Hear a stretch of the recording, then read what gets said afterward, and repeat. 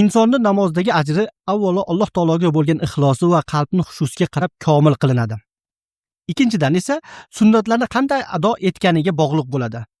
Nabiy sollallohu alayhi vasallam shunday deganlar: inson namoz o'qiydi, ammo undan faqat yarmigina yoki 3dan biri yoki 4dan biri yoki 5dan biri yoki 6dan biri yoki 7dan biri yoki 8dan biri yoki 9dan biri yoki 10dan birigina qabul qilinadi dedilar.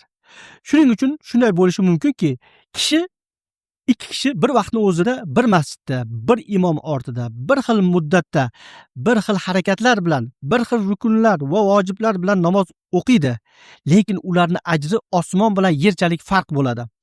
Biriga ajrni 10dan 1 yoziladi, ikkinchisiga esa ko'p barobar ajr beriladi.